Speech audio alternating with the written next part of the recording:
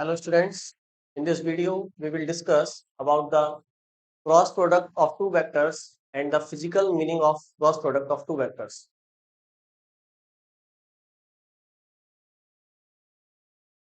Cross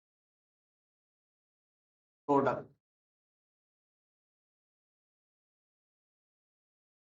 or vector product. Vector product. Cross product or vector product is a very well known topic of mathematical physics. The definition of vector product is the magnitude of A vector and the magnitude of B vector multiplied by sine theta and n cap, where n cap is the direction which is perpendicular to the plane in that A vector and B vector contain. Let's look at it here.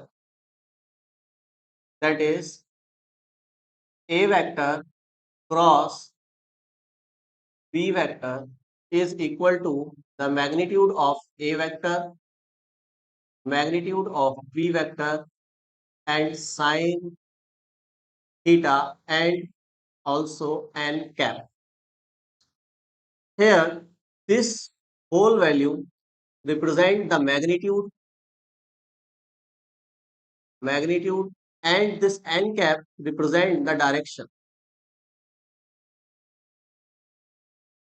So the magnitude and direction together is also a vector quantity. So when we cross two vectors, A vectors and B vector, we also get a new vector in which A vector magnitude, magnitude of A vector, magnitude of B vector, and sine theta is the magnitude term and n cap is the direction. Now we will understand that what is the representation of this value in physical world. What physically represent A vector cross B vector? Let's look at that physical meaning. Physical meaning.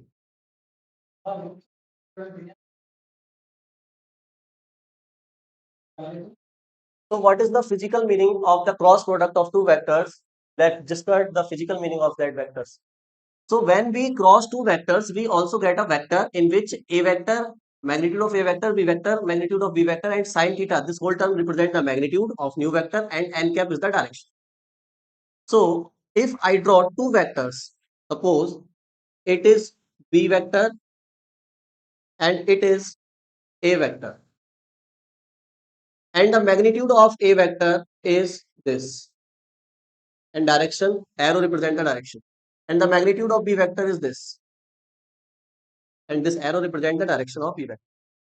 Let the angle between both vector is theta. So here this A vector is parallel shift to that vector. Now here we can parallel shift A vector along this direction. In vector, we can shift vectors parallel. If you don't change the direction and the magnitude of a vector, you can shift throughout the space of that vector. So if we shift that vector parallelly, then we can draw like this. This A vector shift parallelly here. This is A vector. Similarly, you can parallel shift the V vector here. Now, what is the shape of that diagram? This is a parallelogram. And if you calculate the area of parallelogram, you will get that value, which is the magnitude of cross product. Look at here. How to calculate the area of parallelogram? You need a base and a height of parallelogram. Then the product of base and height is the area of parallelogram. You all know that. So the area of parallelogram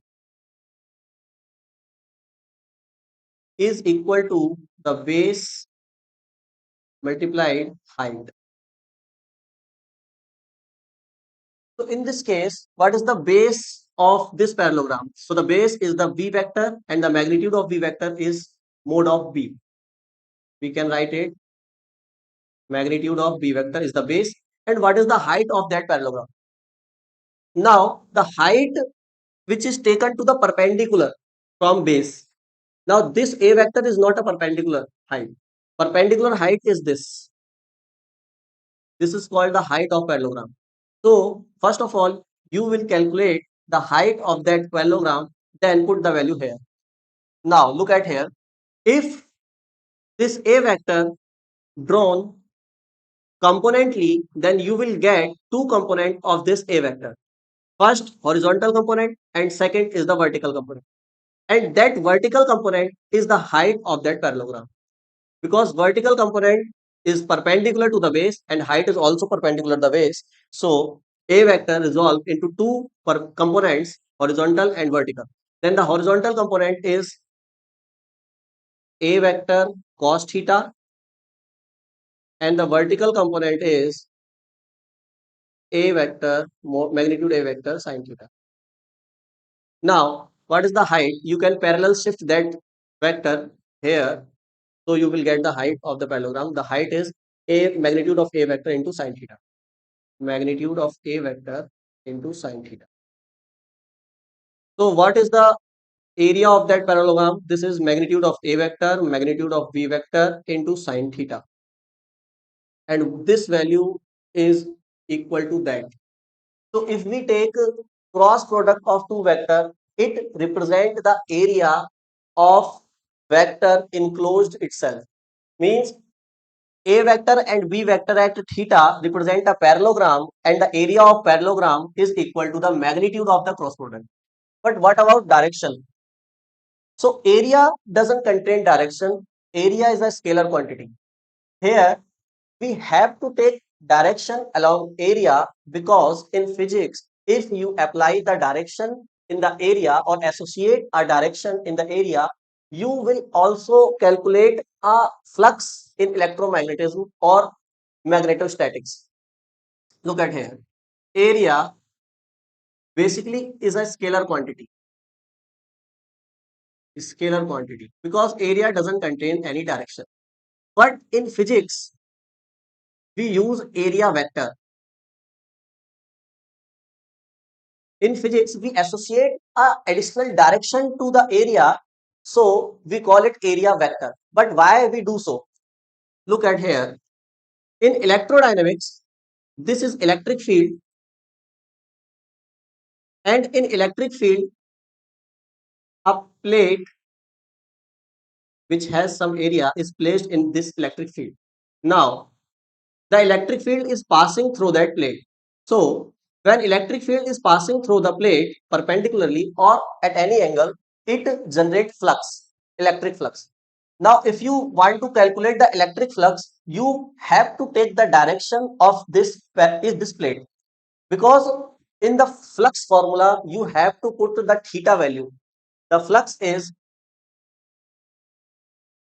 E dot A. This is a dot product. We can write it EA cos theta. Then what is theta?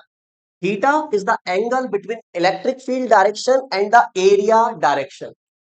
But area is a scalar quantity.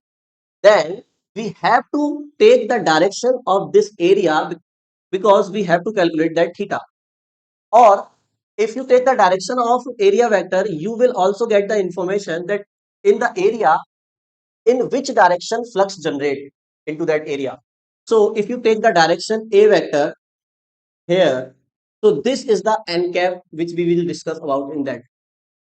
So the direction of area shows that which direction flux generate in that plane.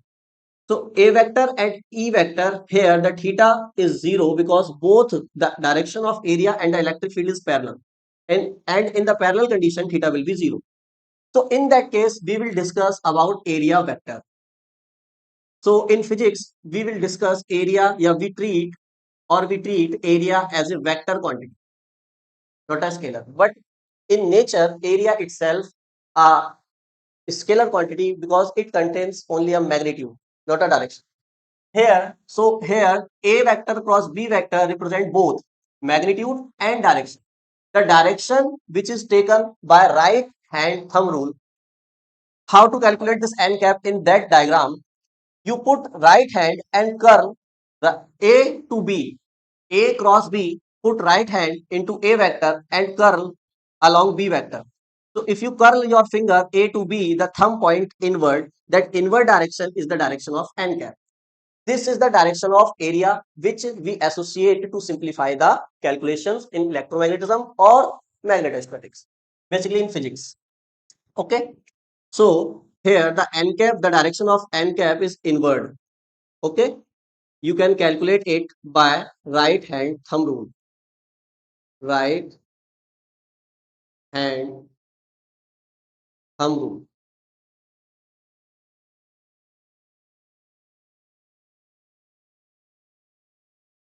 Now we will see the physical meaning of cross product. Now we will discuss about the example of cross product in physics.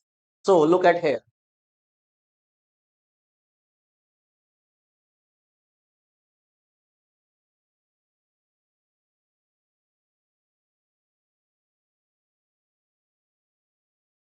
Example. So in physics, there are lots of physical quantities which follows the cross product rule. One of them is torque. Now what is torque? Torque is basically the cross product of force vector and the distance vector. This distance is measured perpendicularly to the force. So we call it perpendicular distance. So the formula of torque represent the cross product of two vectors because force is a vector quantity and here distance or displacement is also a vector quantity. Distance is not a vector, that is why we call it displacement. So displacement is a vector quantity and force is a vector quantity and the cross product of force and the displacement vector is represent the torque. And the force or distance dot product represent the work done. Force and displacement dot product represent the work done and the force and displacement cross product represent torque. Both quantities have difference because this is not a perpendicular displacement and this is a perpendicular displacement along the force. Okay. We will discuss that in our previous lecture. You can watch it by clicking the I button above. So let's discuss about that how this quantity represent the area of parallelogram or area of any figure because the cross product of two vectors represent area and the magnitude of area is that and the n cap is the direction of that area. Let's discuss about that. Now, what is the torque? Torque is basically nothing but a force which is acting on a rod or on a body and rotate that body about an axis. Suppose it is a rod and a force acting on that rod in that direction.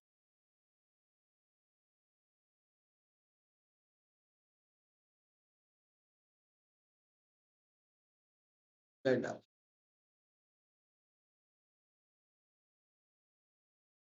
At angle 30 degree. And the distance of this rod is 10 centimeter and the value of that force is 10 Newton. Now, if you want to calculate the torque of that rod, you have to take cross product of these two quantities, force and the perpendicular distance or displacement. So first of all, you have to take the perpendicular displacement to the force. Now here, the force is acting on that rod at 30-degree angle. So this is not a perpendicular to the displacement. The perpendicular force is to the displacement is the component of that force in that direction. This force is resolved into two components, this vertical component and this horizontal component. So what is the horizontal component of that force? This is F cos 30 and what is the vertical component? This is F sin 30. So which force is produce the torque of that rod?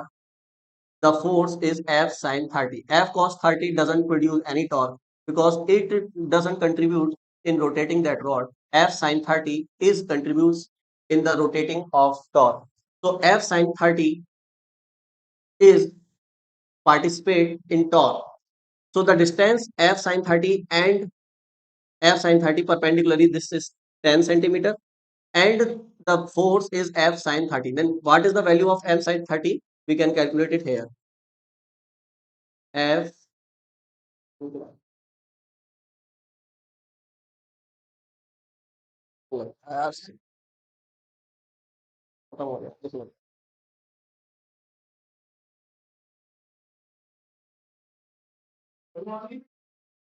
क्या बड़ी है ये video? बड़ी तो है यार, समझाना पड़ेगा तो बड़ी तो बनेगी, क्या करूं बता। एरिया भी समझा दिया, डायरेक्शन, एरिया कब वेक्टर होगा कब स्केलर होगा। अबे यही सब तो घुसेड़ना पड़ा है इसमें, ये तो समझेगा तू अभी। डाउट पूरी तरीके से क्लियर होना चाहिए ना बच्चों का।